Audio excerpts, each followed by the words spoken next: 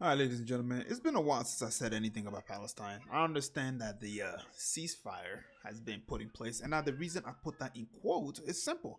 It's because although we in America are hearing about the ceasefire and how Trump allowed the ceasefire to go through and all of these things, yada yada yada, if you see the other side and you watch from the perspective of the Palestinian, you will realize that the ceasefire is not really a ceasefire because they are still murdering the Palestinian. They're still gunning them down. It's still happening. So that's why I put the ceasefire in a quote. And if you also been on X lately, you will also realize that with the whole hostage trade and all of these things, there's day and night differences on which group of people treated the hostage with hospitality and which group of people treated the hostage with the most outrageous act of violence that they can possibly commit on them while they're being locked up. And the majority of these hostages that are locked up on the Israeli sides are kids.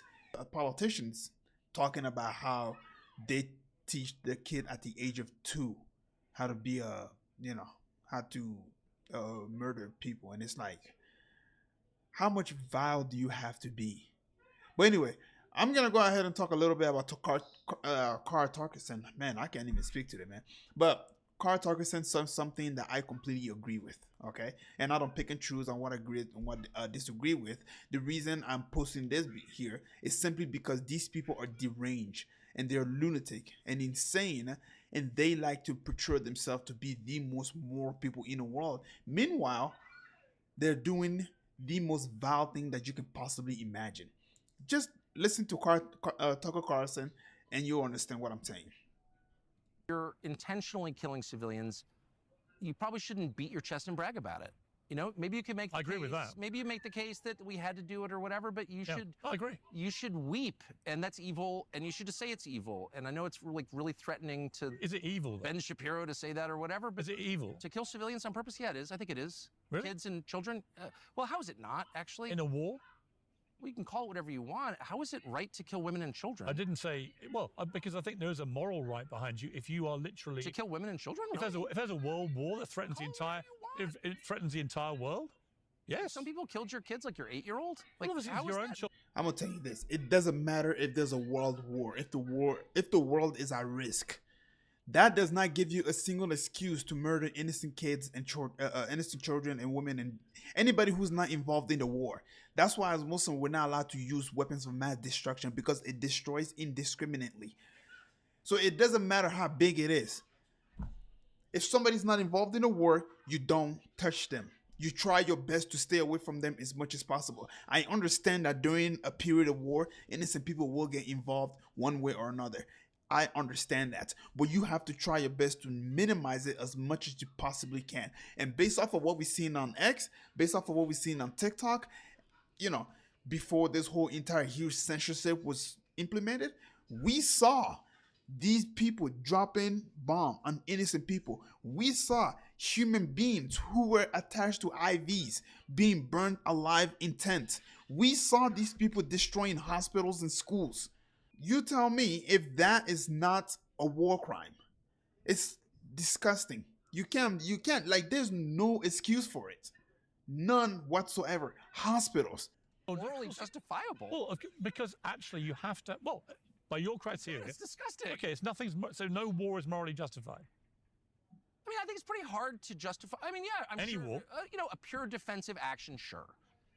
But all I'm saying, look, it's all ugly. It's all hard to stomach. I've actually seen some of it up close, super ugly. You can say that you hate it. May I finish? The fact you quibble with it being morally justified. To intentionally kill non-combatants, women and children, I think we can say that's wrong. In fact, I thought that was the thing we were fighting against. If you're... Yeah, and that's why I say I agree with Tucker Carlson. And the one thing that I disagree with is the fact that he said, I think it's wrong. No, you shouldn't think it's wrong. It's wrong one way or another. It's completely wrong. You don't murder innocent people. That's why they're losing that's why they lost the PR battle. That's why they lost the majority of Americans. It's because why? They thought, that they can dehumanize the Palestinian to a level of an animal, even though this is how they think of everybody who's not born from their faith. But they thought they can dehumanize the Palestinian and then drop bombs indiscriminately and hope that Americans will sit back and say, yeah, you go ahead and defend yourself. No, not everybody is deranged like you guys. Not everybody is morally bankrupt like you guys. And so the Americans woke up and they realized, like, this is what my tax dollar is doing. I can't sit by and accept this. I cannot sit by and accept this. And now President Trump got into office, and now he is implementing that any foreign student who decides to start speaking about the Palestinian, that they will get the visa revoked and they will be sent back to their country. So you tell me if that is not an obstruction of the amendment. You think that this is only for foreigners? It's only a matter of time before you, as an American, you're next in line.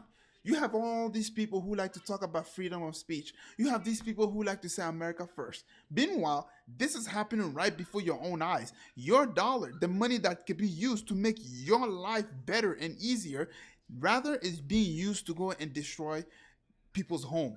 It's being used to go drop bombs on innocent people. That's what your money is doing.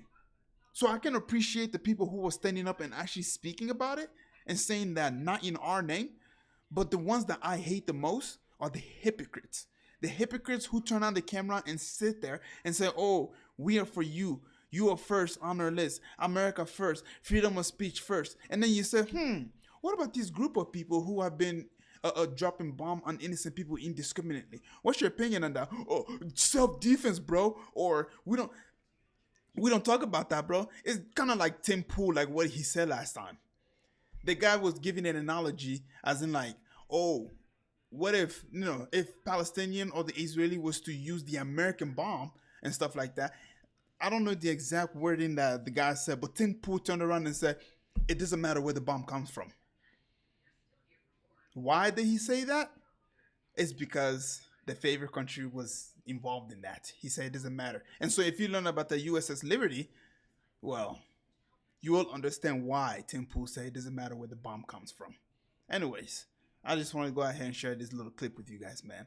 Never stop talking about the Palestinian, because they're the only group of people who are still fighting for the freedom of the world. Why do I say that? Look into the Samson option, and you won't understand why.